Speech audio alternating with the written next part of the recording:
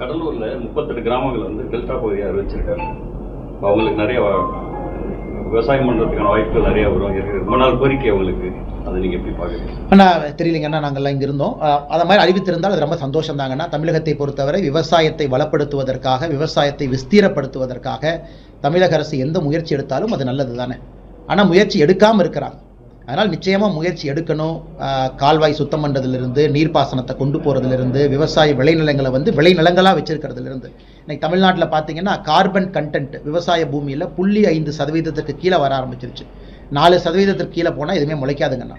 இதையெல்லாம் முதலமைச்சர் கவனம் கொடுக்கணும். நேச்சுரல் ஆர்கானிக் ஃபார்மிங் இந்தியாவில் சவுத் இந்தியா ஆர்கானிக் ஃபார்மிங்கை தமிழ்நாட்டில் நம்முடைய பிரதமர் அவர்கள் இங்கே நடத்தி இங்கே வந்திருக்கிறார். ஹைதராபாத்தில் இல்லை, பெங்களூரில் இல்லை, எங்கேயும் இல்லைங்கண்ணா. இங்கே வந்திருக்காருன்னா பிரதமருடைய மனசில் என்ன இருக்குது? தமிழகம் ஒரு இயற்கை வேளாண்மை, இயற்கை விவசாயத்தில் முன்னோடி மாநிலமாக வர முடியும் என்று பிரதமர் கவனம் கொடுக்குறார். அந்த மேடைக்கும் முதலமைச்சர் போகலை, பிரதமர் வரும்போதும் வரவேற்கும் போகலை. நல்லா புரிஞ்சுக்கணுங்கன்னா, இந்த ஒரு நிகழ்ச்சிக்காக பிரதமர் வர்றாங்க. அடுத்து நான் சவுத் ஆப்பிரிக்கா போகணும். இந்த ஒரு நிகழ்ச்சிக்காக மட்டும் 2 மணி நேரம் விவசாய நண்பர்களுக்கு முக்கியத்துவம் கொடுத்து ஒரே நிகழ்வுக்காக இயற்கை விவசாயத்துக்கு தமிழ்நாட்டுக்கு வந்துட்டு போறாங்கன்னா பிரதமர் அவர்கள் விவசாயத்துக்கு எவ்வளவு முன்னுரிமை கொடுக்குறாங்க நீங்களே யோசிச்சு பாருங்க. சார், எங்க பொறுப்பு டிஜிபி விவகாரத்தில் வந்து மத்திய அரசு வந்து அவங்க வேண்டப்பட்டவங்களை நியமிக்கணும்ன்றது அண்ணா முதலமைச்சர் பொய் சொல்றாங்க, தமிழ்நாடு அரசு பொய் சொல்றாங்க. அண்ணன் ரகுபதி அவர்களுக்கு இந்த ப்ராசஸே தெரியலீங்கண்ணா. ரகுபதி அவர்கள் ஒரு விஷயத்தை உணர்ந்துக்கணும். சீனியாரிட்டி ஆர்டர் இப்போ தமிழ்நாட்டில் 86, 87, 88 எந்த பேட்சில் எனக்கு டிஜிபி அந்தஸ்து பெறாங்களோ சீனியாரிட்டி ஆர்டரில் 5 பேரை தமிழ்நாடு அரசு யூபிஎஸ்சிக்கு அனுப்பி வைக்கணும். 5 பேருங்கண்ணா. யூபிஎஸ்சி அந்த 5 பேரை அவங்க பார்த்துட்டு அதில் 3 பேர் சீனியாரிட்டி ஆர்டரில் தமிழக அரசு கொடுப்பாங்க. இவர்கள் அனுப்பக்கூடிய 5 பேரில் யூபிஎஸ்சி 3 பேர் கொடுப்பாங்க.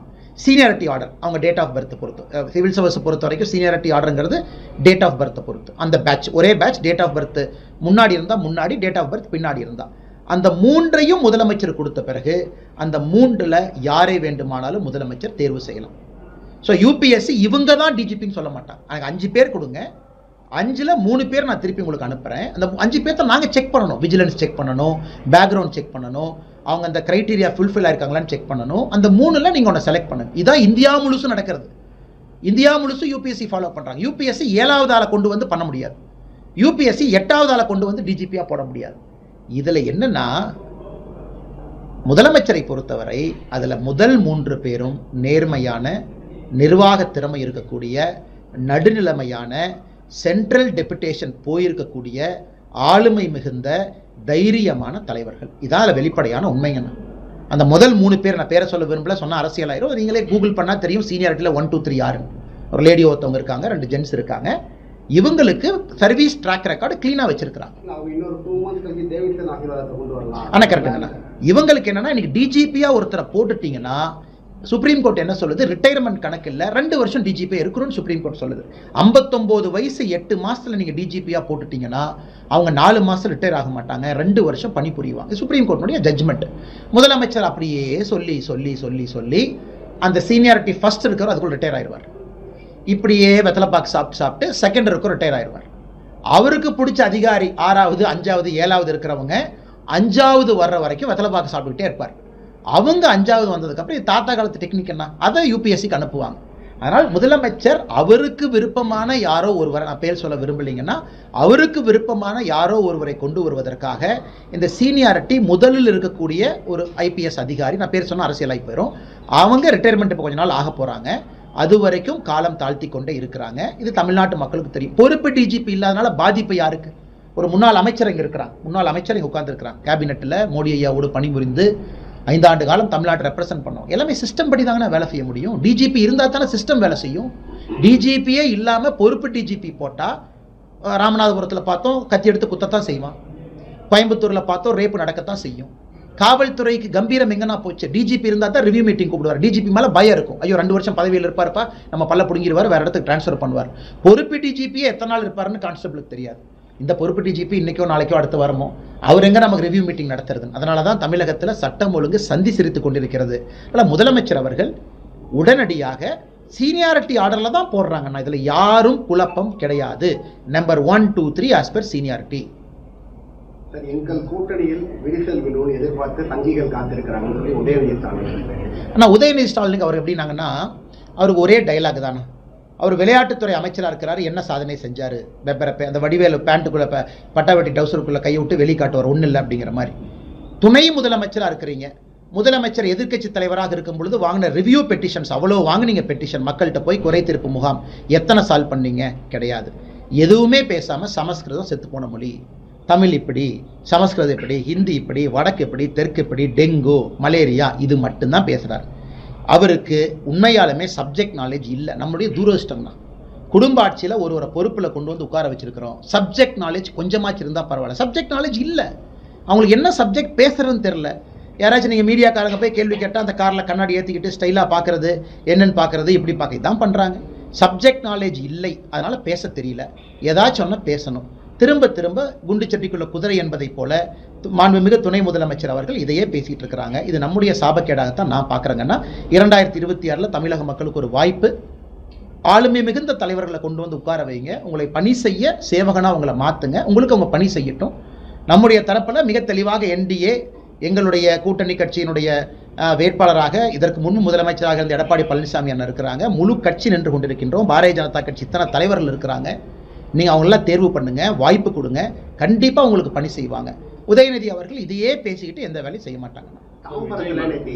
ஒரு வீட்டில் 300 ஓட்டு இருந்தது எடப்பாடி இப்போ 60 தான் இருக்குது. இப்போ பார்க்குறப்ப திமுக காரங்க வீடியோ எடுக்க போறாங்க. ஆனால் இப்போ திமுக காரங்க பல இடத்துல நம்முடைய எல்லா தொகுதியிலும் இப்படி தான் இருக்குமா? இதை வந்து முறை அண்ணா, தமிழகத்தை பொறுத்தவரை ஒரு விஷயத்தை புரிஞ்சுக்கிறோங்கன்னா, பீகாரில் எஸ்ஐஆர் நடந்து முடிந்த பிறகு செப்டம்பர் 30, 2025 எஸ்ஐஆர் முடிஞ்சதுங்கண்ணா. September 30 last final list. நமக்கு பிப்ரவரி 7 அதை கொடுக்க போகிறாங்க.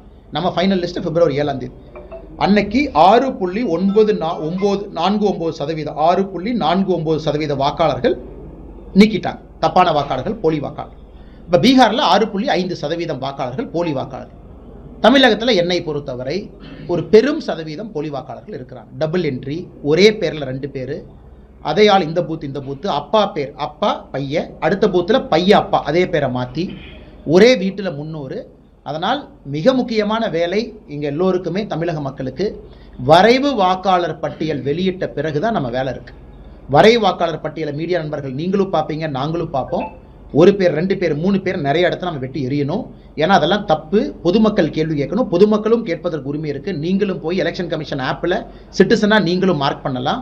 நம்ம எல்லோரும் சேர்ந்து இந்த பணியை செய்து வாக்காளர் பட்டியலை சுத்தகரம் பண்ணி சுத்தமாக அதை வைப்பாங்கன்னா, நேர்மையானவர்கள் நல்ல தலைவர்களை தேர்ந்தெடுப்பதற்கு வாக்காளர் பட்டியல் உதவி செய்யட்டும். அதே நேரத்தில் வருவாய்த்துறையினர் போராட்டத்தில் ஈடுபட்டாங்க. பணிச்சுமை அதிகமாக கேரளாவில் உதாரணத்திற்கு, கேரளாவில் இதே ஸ்டைலுங்கன்னா கம்யூனிஸ்ட் கண்ணூரில் ஒரு பிஎல்ஓ, அவர் அரசு அதிகாரி, assistant teacher, assistant head master கண்ணூரில் சூசைட் பண்ணிக்கிட்டார்.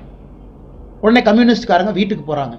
இவர் பிஎல்ஓனால தான் சூசைட் பண்ணிக்கிட்டாரு, இவர் எலெக்ஷன்னால பணிச்சுமைக்கு சூசைட் பண்ணிட்டார்னு அவங்களே கிளப்பி கேரளாவில் இருக்கக்கூடிய ரெவென்யூ அசோசியேஷனை தூண்டி விட்டு அவங்கள ஸ்ட்ரைக் ஒரு நாள் பண்ண வச்சு ஒரு நாள் அவங்க வேலையை செய்யலை. இது கேரளாவில் போன வாரம் நடந்தது. இன்னைக்கு தமிழகத்தில் இங்கே இருக்கக்கூடிய தமிழக அரசு இன்னைக்கு ரெவென்யூ அதிகாரிகள் இவங்களே பின்னாடி தூண்டி விட்டா. ரெவென்யூ அதிகாரிகள் தெளிவாக இருக்கிறாங்க. பல இடத்துல அவங்க பண்ணலீங்கன்னா, யாரோ 1%, 2% டிஎம்கேக்கு ஆதரவாக ஒரு அசோசியேஷனுக்குன்னு அவங்க பண்ணுறாங்க. நிறைய ரெவென்யூ அதிகாரி களத்தில் வேலை செய்கிறாங்க. தமிழ்நாட்டில் பார்த்தீங்கன்னா 95% ஃபார்ம் கொடுத்துட்டாங்கன்னா, 95% எனுமரேஷன் ஃபார்ம் கொடுத்துட்டாங்க. இன்னும் 5% தான் கொடுக்கப்பட இருக்கிறது. அதனால் இது சும்மா அரசியலுக்காக திராவிட முன்னேற்ற கழகம் இந்த ட்ராமாவை பண்ணுறாங்க. அதனால் எல்லா அதிகாரிகளும் தன்னுடைய கடமையாக தான் அதை செய்கிறாங்க. இன்னைக்கு காலையில் ஒரு வீட்டுக்கு போயிருந்தோம். அசிஸ்டன்ட் பிரின்சிபல் மேடம் அவங்க இன்னைக்கு சனிக்கிழமை அவங்களுடைய ஸ்கூலில் ஓட்டர் ரெஜிஸ்ட்ரேஷன் நடந்துகிட்டு இருக்கு. அவங்க ஸ்கூலுக்கு போகிறாங்க சனிக்கிழமை. எத்தனையோ அதிகாரி லீவில் போகிறாங்கன்னு அவங்களையும் நம்ம பாராட்டணும். எத்தனையோ அதிகாரி இத்தனை பணிச்சுமையில் சனிக்கிழமை ஞாயிற்றுக்கிழமை நமக்காக வேலை பார்க்குறாங்க. 68,000 பேர் வேலை பார்க்குறாங்க. 68,000 பிஎல்ஓ வேலை பார்க்குறாங்கன்னா கிட்டத்தட்ட 1000க்கும் மேற்பட்ட அதிகாரிகள் நேரடியாக வேலை பார்க்குறாங்க. சனிக்கிழமை வேலை பார்க்குறாங்க, ஞாயிற்றுக்கிழமை வேலை. அவங்களையும் நம்ம பாராட்டணும். அவங்களும் இவ்வளோ பணி செய்கிறாங்க. அவர்களுக்கும் நாங்கள் மனதார எங்களுடைய நன்றிகளை தெரிவித்துக் கொள்கின்றோம் ஜனநாயகத்துக்காக. அதனால் இது சும்மா இது வெட்டி வேலைனா திமுக பண்ணுறது, இது எல்லாம் யாரும் ஏற்றுக்கொள்ள மாட்டாங்க. சார், விஜய் மீண்டும் மக்கள் சந்திப்பு நடத்த போறாரு, இண்டோர் மீட்டிங் நடத்துறாரு. ஆனால் எல்லோரும் அவங்கவுங்க கட்சி வளர்ச்சிக்கு நடத்துகிறாங்க. 29ஆம் தேதி கும்பகோணத்தில் நாங்கள் ஒரு கூட்டம் நடத்துகிறோம். வரிசையாக மாநில தலைவர் அவர்கள் சுற்றுப்பயணத்தில் இருக்கிறாங்க.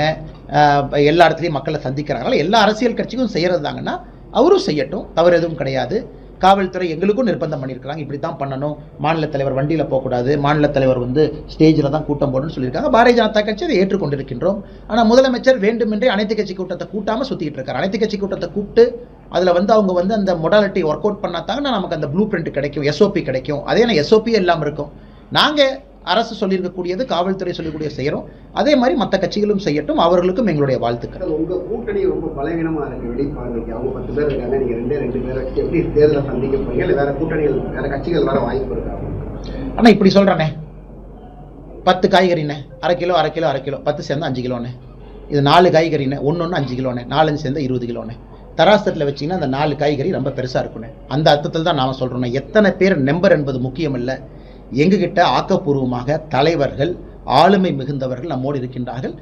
வருகின்ற காலத்தில் இன்னும் வரப்போகிறாங்க. 10-4 என்பது இன்றைக்கி நாங்கள் பெரும்பான்மையாக இருந்தாலும் கூட தலைமைத்துவ அடிப்படையில் மக்கள் வரத்தான் போகிறாங்க, தலைமை வரத்தான் போகுது, கட்சிகள் வரத்தான் போகிறாங்க. அது முக்கியம் கிடையாது. நாங்கள் 10 பேர் இருக்கோம், 10 பேர் இருக்கோம், எல்லாம் 1/2 கேஜி காய்கறி வச்சுக்கிட்டு 10 பேர்னா அது நான் எத்தனை கேஜிங்கண்ணா? அது 5 கேஜி தானே. நம்ம 20 கேஜி இருக்கும். ஆனால் நீங்கள் பொறுத்திருந்து பாருங்க, மக்களுடைய வாக்கு தேசிய ஜனநாயக கூட்டணிக்கு தான் வரும். தலைவா இது அப்புறம் பேசுவோம், இதை முடிச்சுக்கலாம். கடைசி சரி. காய்கறி எல்லாம் இடம் ஒண்ணுதான், ஆனா பர்சன்டேஜ் பாத்தீங்க. அண்ணா நீங்க பழைய தேர்தல் வச்சு சொல்றீங்க அண்ணா, ஏத்துக்கிறேன். 2019 டிஎம்கே கூட்டணி 53% வாங்கினாங்க. 2024 46% வாங்கினாங்க. கீழே வந்திருக்கிறாங்க. 2021 வாங்கியிருக்கிறாங்க. 2026 கீழே வர போறாங்க. அதனால் எங்களை பொறுத்தவரை டிஎம்கேக்கு எதிரான அலை உருவான பிறகு மக்கள் அதெல்லாம் பார்க்க மாட்டாங்க. ஆனால் அலை உருவான பிறகு நாங்கள் எதிர்த்து தான் ஓட்டு போடுவோம் முடிவுக்கு இன்னைக்கு வந்துட்டாங்க. இன்னும் வேலை செய்ய வேண்டி இருக்கு, நாங்கள் செய்கிறோம். இன்னைக்கே எல்லாம் நம்ம ஜெயிச்சிடறோம்னு சொல்லிங்கன்னா இன்னும் கொஞ்சம் பண்ணி இருக்கு, செஞ்சுக்கிட்டு இருக்கோம். தலைவர்கள் எல்லா பக்கம் போகணும், பார்க்கணும், எல்லா வேலையும் செய்யணும், எல்லா பூத்துலையும் வேலை, அடிப்படை வேலை செய்யணும். நாங்கள் மார்ச் ஏப்ரல் வரும்பொழுது தயாராக யுத்த களத்தில் நிற்போம். நிச்சயமாக தமிழக மக்களுடைய வாக்கு தேசிய ஜனநாயக கூட்டணிக்கு வரத்தான். நீங்க வந்து பாமக போய் உங்க அணிக்கு இழுத்துட்டு வந்தீங்க, இப்ப 2 பேரா பிரிஞ்சிருக்காங்க, நீங்க சமாதான பேச்சுவார்த்தை. அண்ணா இதை பத்தி எங்க தலைவர் இருக்கிறாங்கன்னா, முக்கியமான தலைவர்கள் அவங்க பேசுவாங்கன்னா, பாட்டாளி மக்கள் கட்சி மிக முக்கியமான ஒரு கட்சி, மிகுந்த பெருமை வாய்ந்த ஒரு கட்சி. எப்பொழுதும் பாரத பிரதமர் ஐயா நரேந்திர மோடி அவர்கள் மீது பெரும் மதிப்பு வைத்திருக்கக்கூடிய கட்சி. மோடி ஐயா அவர்கள் டாக்டர் ஐயாவின் மீது பெரிய மதிப்பு வச்சிருக்காங்க, அது உங்களுக்கு தெரியும். உங்களுக்கு தெரியவதுக்கு சின்ன கூட சொல்றேன். டாக்டர் ஐயா அதற்கு முன்பு வாஜ்பேயியா இருந்த பொழுது பாராளுமன்றத்தில் டாக்டர் ஐயாவை பார்க்க வாஜ்பேயி ஐயா விரும்புகிறாங்க. அப்போ டாக்டர் ஐயா சொல்கிறாங்க, நான் பார்லிமெண்ட்டுக்குள்ளே வரமாட்டேனுங்க, நான் சட்டமன்றத்துக்குள்ளே வரமாட்டேன்னு ஒரு சபதம் எடுத்திருக்கேன். அப்போ வாஜ்பேயி ஐயா பார்லிமெண்ட்லேருந்து அவங்க வீட்டுக்கு வந்து ராமதாஸ் ஐயா வீட்டில் கூப்பிட்டு பார்க்குறாங்க. அந்த அளவுக்கு நட்பு இருக்குங்கண்ணா பெரியவங்களுக்கெல்லாம். அதனால் நிச்சயமாக ஏதோ டிவியில் சொல்கிறாங்க அப்படி சொல்கிறாங்கன்னு பார்க்காதீங்க. பாட்டாளி மக்கள் கட்சி மிக முக்கியமான ஒரு கட்சி, பெருமை வாய்ந்த ஒரு கட்சி, எல்லாம் நல்லதாக நடக்கும். ஆனால் தமிழகத்தில் வந்து கனிம வள கொலை வந்து நாளுக்கு நாள் அதிகரிச்சுட்டே இருக்குது. தமிழக அரசு தடுக்காம இதை எப்படி பார்க்குறீங்க? அவங்க தான் இன்வால்வ் ஆயிருக்காங்களா? நான் திமுக காரன் தான் இன்வால்வ்டே. எப்படி தடுப்பாங்கன்னா, மொத்தமாக கனிம வளம் அரசுக்கு சம்பாதித்து கொடுத்த பணம் 100 crore 100 கோடி 2024 பட்ஜெட்டில் 100 சில்லற கோடி 200 கோடியை கூட தாண்டலிங்கண்ணா. கனிம வளம் மூலமாக அரசுக்கு வந்த வருமானமே அவ்வளவுதான். நீங்கள் நம்புவீங்களாண்ணா? 100 கோடி ரூபாய் தான் கனிம வளம் மூலமாக லெஜிட்டிமேட்டாக வந்த வருமானம்னா நம்புவாங்களா? அதனால் இதெல்லாம் போய் கனிம வள கொள்ளையில் திராவிட முன்னேற்ற கழகத்தினுடைய தலைவர்கள், தொண்டர்கள் தான் இன்வால்வ் பண்ணியிருக்காங்க. நாமக்கல்ல ராஜேஷ் ஒரு எம்பி இருக்காரு, என்ன சொல்றாரு? யாரோ ஒருத்தர் தடுத்தாங்களாமா, கூப்பிட்டு சொல்லுங்க. கரூரில் ஒரு அமைச்சர் இருக்காரு, நாங்கள் ஆட்சிக்கு 10 மணிக்கு வருவாங்களாமா, 10:10க்கு மாட்டு வண்டி விட்டு எல்லாத்தையும் அள்ளிட்டுவான்னு சொல்லுவாங்களாம். இப்படித்தான் அவங்க நடத்துறாங்க. அதனால எல்லா மக்கள் கோபத்தில் இருக்கிறாங்கன்னா பொறுத்து வந்து பாருங்க. நிறைய நிறுவனங்கள் பக்கத்து அண்டை மாநிலங்கள் போகுது. அண்ணா முதலமைச்சர் டிஆர்பி ராஜா உட்காந்து மீட்டிங் போடுறார். வியட்நாம்ல இருந்து ஒரு கம்பெனி இங்க வரணும், மீட்டிங் போட்டு ட்விட்டர்ல போட்டோ போட்டிருக்காரு. எல்லாம் பேசிட்டோம், 20,000 வேலை வாய்ப்பு உருவாக்க போறாங்க, அவங்க வருவாங்க இவங்க வருவாங்க. அதை பார்த்தா 3 நாள் கழிச்சு அதே கம்பெனியை சந்திரபாபு நாயுடு அவருடைய மகன் நரலோகேஷ் அவங்க ஆந்திரா கொண்டு போயிட்டாங்க. நாங்க அதுக்கு ட்வீட் போட்டோம். ஏங்க நீங்க கம்பெனியை கூப்பிட்டு மீட்டிங் போட்டீங்க, மீட்டிங்ல டிஆர்பி ராஜா நீங்களே உட்கார்ந்துருக்கீங்க, நீங்களே ட்விட்டர்ல போட்டோ போடுறீங்க. அப்பா ஜெயிச்சிட்டோம், 20,000 வேலை வந்துருச்சு. 3 நாள் கழிச்சு ஆந்திராக்கு போயிட்டாங்க. நாங்க உங்களுக்கு தமிழக பாரதிய ஜனதா கட்சி சார்பாக கேள்வி கேட்கிறோம், என்னையா நீங்க கவர்மெண்ட் நடத்துறீங்க, நம்ம ஊருக்கு வரதில்ல. அதுக்கு டிஆர்பி ராஜா என்ன சொல்றாங்க? அந்த ஆட்சியின் மீது பாரதிய ஜனதா கட்சிக்கு வைத்திருச்சலாமா எங்களுக்கு? அதனால அவங்க செய்யக்கூடிய நல்ல வேலையை முறியடிப்பதற்காக நாங்க பொய் சொல்றோமா? அண்ணா அவங்க செஞ்சதை நாங்க சொல்றோம். இப்படித்தான் அவங்க எல்லாம் பொய் வேலையாக சொல்கின்றார். இன்னைக்கு டிஆர்பி ராஜா இன்னொரு சூப்பரான ஒரு விஷயத்தை கையில் எடுத்திருக்காரு. நமக்கு எந்த கம்பெனி வருதுன்னு முக்கியம் இல்லை, நமக்கு எப்படிப்பட்ட கம்பெனி வேணும்னு நாங்கள் ஸ்ட்ராட்டஜிக்காக அந்த கம்பெனியை மட்டும் கூப்பிட்றாங்களாம். இப்போ பத்திரிகை நண்பர்கள் நீங்கள் கேட்பீங்க, அண்ணா ஆந்திராக்கு 10 போயிடுச்சு, தமிழ்நாடு 2 தான் வந்திருக்குன்னா, தம்பி நம்ம கேட்டதே 2 தான் அப்படிங்கிறார். இது வடிவேலு காமெடி மாதிரி இல்லைங்கண்ணா. கூகுள் அங்கே போகுது, டேட்டா சென்டர் அங்கே போகுது, பெரிய பெரிய நிறுவனம் அங்கே போகுது. இவர் இங்கே உட்காந்து சோப்பு கம்பெனி, சோப்பு டப்பா கம்பெனி, செருப்பு கம்பெனி இதெல்லாம் கூப்பிட்டுருக்காரு. இதான் ஹானஸ்டா, இதான் அவங்க பண்ணிட்டு இருக்காரு. என்னையா அந்த கம்பெனி வர மாட்டேங்குதுன்னா நமக்கு அந்த கம்பெனியில் வேண்டாம், நமக்கு இந்த கம்பெனி தான் வேணுங்கிறார். இது அந்த வாழைப்பழ ஜோக்கு மாதிரி ஒன்று போச்சு அந்த மாதிரி. அதனால் தமிழக மக்கள் இதெல்லாம் புரிஞ்சுக்கணும். இவங்க ஏமாற்று வேலை செய்கின்றார்கள். குவாலிட்டியான கம்பெனி இங்கே இல்லைங்கண்ணா. குவாலிட்டியான அடுத்த தலைமுறையை மேலே கொண்டு செல்வதற்கான artificial intelligence, data centre, Google, நிவிடியா அந்த மாதிரி கம்பெனி எதுவுமே வரலீங்கன்னா. மேனுஃபேக்சரிங்கும் வெளியே போயிடுச்சு ஹை குவாலிட்டி. இன்னும் அந்த 2-3 வியட்நாம் கம்பெனியை வச்சு சுற்றிட்டு இருக்காங்க. ஒரு வின்ஃபெஸ்ட் ஒரு வியட்நாம் கம்பெனி எஸ்கேப் ஆயிட்டான். வந்துட்டு ஆஃபீஸில் உட்காந்துட்டு தமிழ்நாடு தலைமைச் செயலகத்தில் டீயை குடிச்சிட்டு ஒரு 2 நாள் எஸ்கேப் ஆகி ஆந்திராக்கு போயிட்டாங்க. இதை கேள்வி கேட்டால் எங்களுக்கு வைத்தறிச்சல் என்று டிஆர்பி ராஜா அவர்கள் சொல்லுகின்றார்கள். இதை விட கேலிக்கூத்து என்ன நீங்களே சொல்லுங்க. இதை விட கேலிக்கூத்து சொல்லுங்க. நாங்கள் ஃபோட்டோ போட்டு கேட்குறோம்.